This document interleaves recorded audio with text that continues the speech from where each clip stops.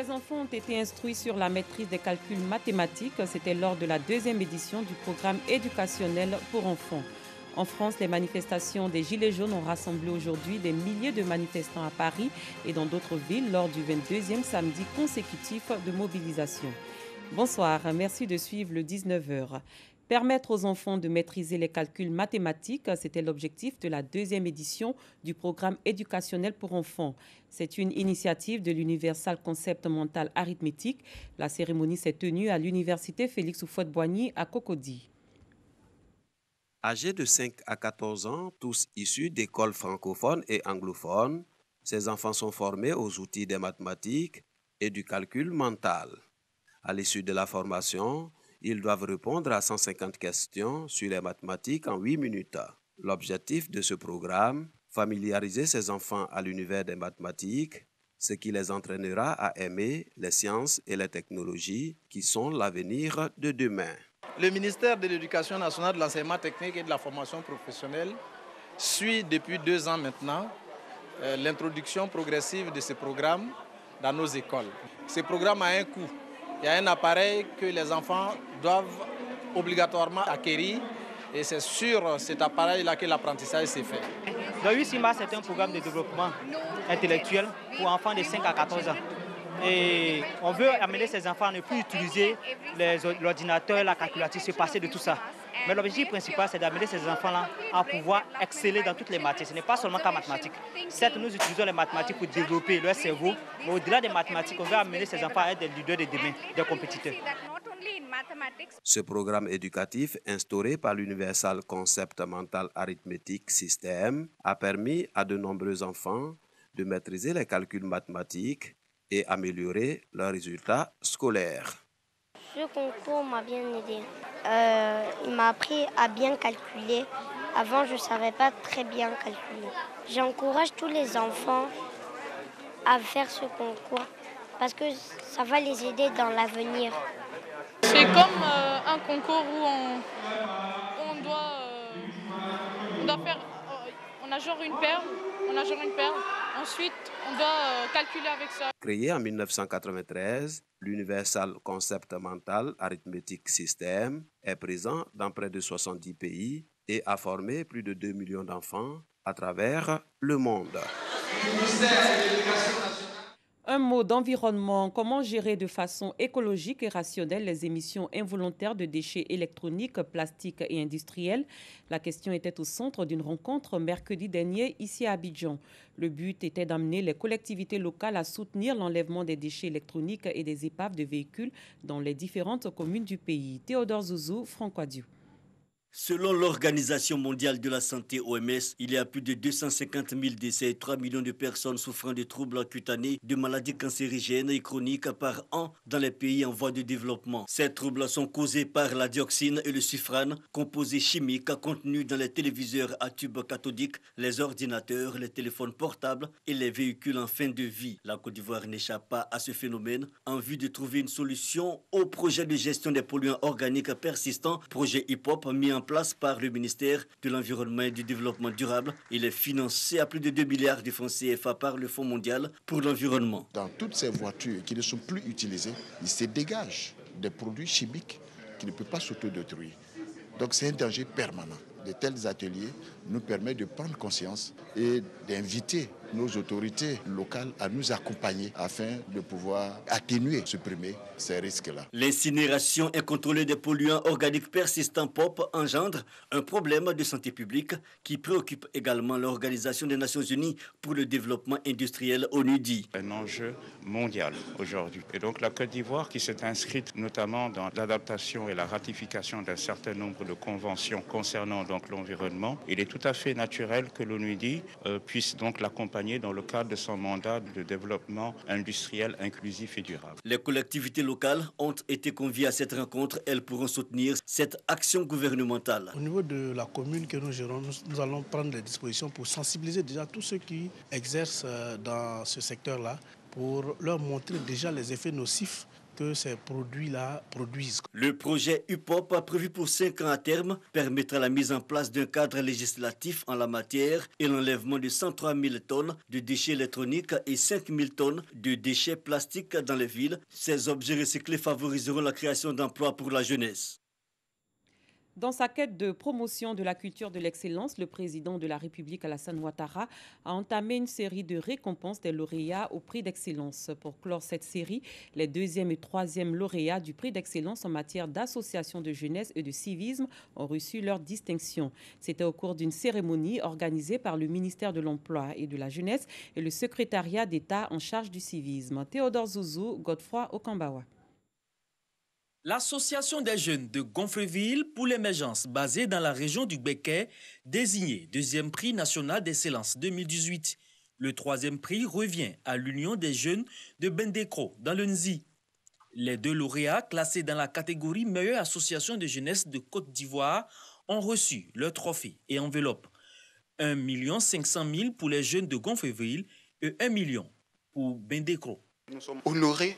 Nous sommes très contents, nous sommes très ravis de ce prix que nous venons de recevoir et nous allons travailler de mieux en mieux afin d'être les meilleurs. Ce prix est pour moi un élément essentiel pour que je puisse encourager les amis à pouvoir faire comme moi, à pouvoir bien se comporter, à pouvoir montrer l'esprit civique à tout chacun de nous. Cette cérémonie organisée conjointement par le ministère de la Promotion de l'Emploi et de la Jeunesse et le secrétariat d'État chargé du service civique vise à promouvoir la vie associative.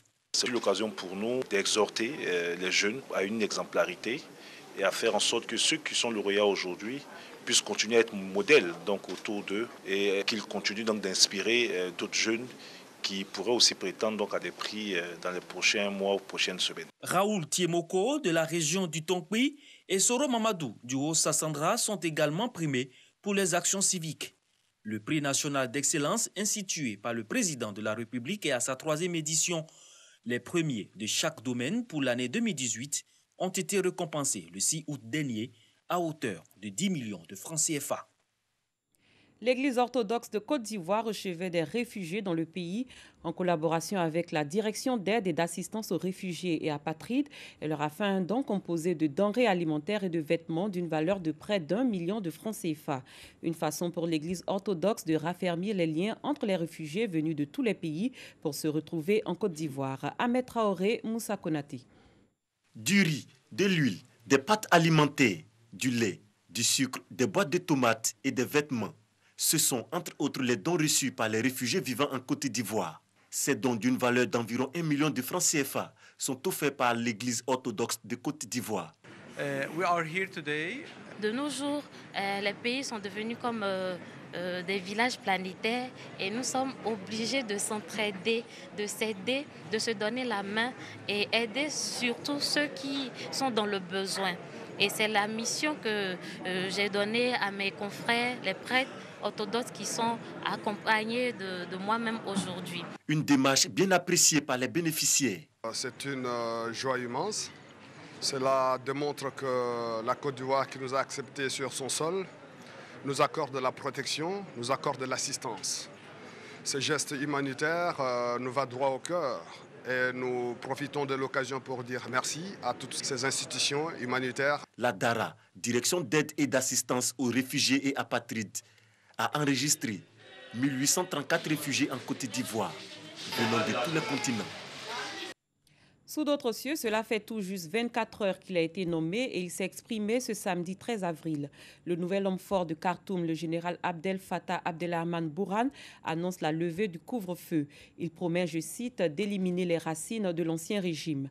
Lors d'un discours à la nation retransmis en direct à la télévision d'État, il a ordonné la libération des manifestants emprisonnés et promis de faire juger ceux qui ont tué les manifestants. Il a assuré aussi que la période de transition ne dépassera pas 2 ans et a annoncé qu'un gouvernement civil serait formé après des consultations.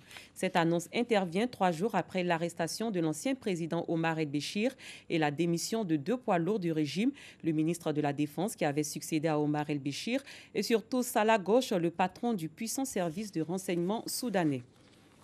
Loin du Soudan, le mouvement populaire algérien, connu depuis des semaines pour sa mobilisation pacifique, a été terni par des violences qui ont opposé policiers et casseurs. La rue réclame le départ de tous les responsables du système. Mais les autorités ne semblent pas disposées à accorder de nouvelles concessions aux manifestants.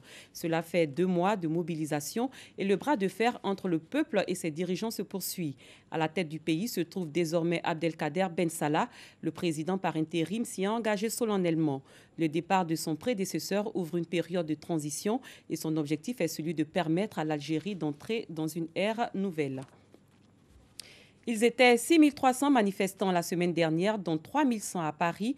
La 22e mobilisation des Gilets jaunes s'est déroulée sans incident majeur ce samedi dans toute la France avec plus de 7000 manifestants, dont 1300 à Paris.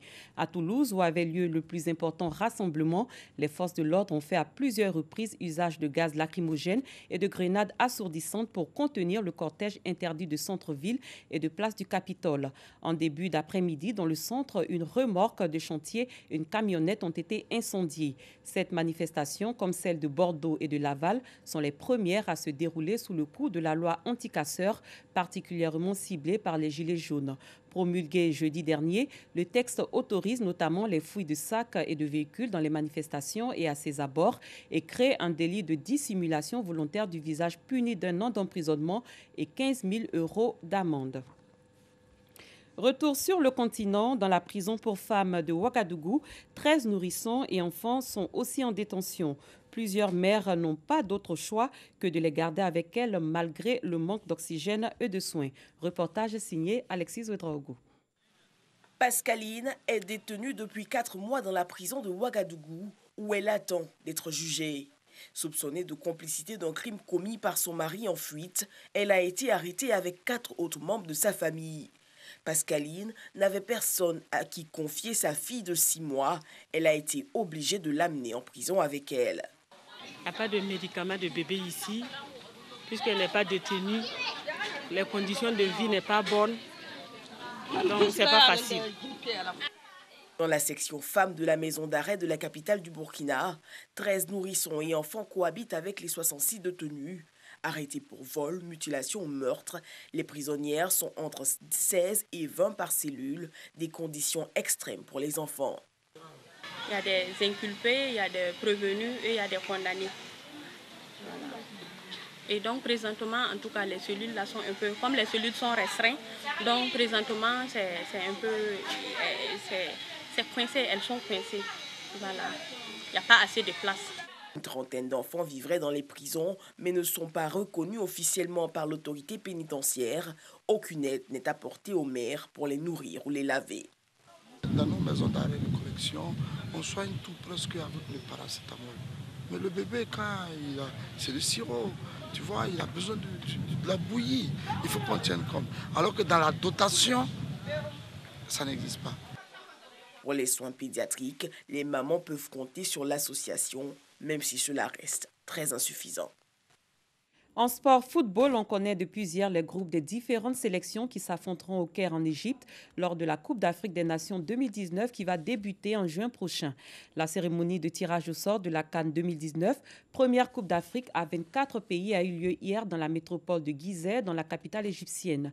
On retient que la Côte d'Ivoire figure dans la poule D. Elle sera face au Maroc, à l'Afrique du Sud et à la Namibie. Notre confrère de RTI Sport, Salif Ouattara, se trouve au Caire. Maroc, Côte d'Ivoire, Afrique du Sud, Namibie. C'est le verdict du tirage au sort de la CAN 2019. Les éléphants retrouvent surtout une vieille connaissance, le Maroc de Hervé Renard. Le plus important, c'est pas seulement de se concentrer sur la Côte d'Ivoire, c'est de faire très attention à l'Afrique du Sud, qui est une équipe très performante. Je connais bien, j'ai passé 4 ans en Zambie, j'ai souvent joué la Namibie. Je pense que je rappelais une anecdote contre la Namibie en 2008 avec le Ghana. J'étais adjoint à l'époque des Black Stars et on avait eu du mal, beaucoup de mal à battre, alors qu'on organisait la compétition à battre cette équipe de la Namibie. Donc au moins ça va nous permettre de démarrer la compétition avec, en étant très conscient de la difficulté du groupe. Et puis de toute façon, quand on a des ambitions, il faut pas avoir peur de quiconque, mais il faut faire attention à tout le monde. Logé au Caire, la Côte d'Ivoire disputera l'ensemble de ses matchs de poule au stade militaire Al-Salam d'une capacité de 30 000 places. Le 24 juin, face au Bafana Bafana, avant d'affronter le Maroc le 28 juin et la Namibie le 1er juillet. Ce qui est positif, c'est en juin. Donc en juin, c'est une période où les températures sont très bonnes en Afrique, où il fait beau à jouer. Et bon, 24, je crois que bon, voilà, c'est de plein bénéfice pour les spectateurs, pour les supporters, pour les fans. You know? Et puis bon, voilà, je pense que bon, voilà, c'est de bon augure pour la suite. On va voir ce qui va se passer. L'Égypte, pays hôte, bénéficie d'un tirage clément dans la poule A, avec la République démocratique du Congo, l'Ouganda et le Zimbabwe. Quand le champion en titre, le Cameroun, se retrouve dans la poule F avec le Ghana, le Bénin et la Guinée-Bissau. Fin de cette édition. Merci de votre aimable attention. Très bonne soirée. Je vous retrouve demain.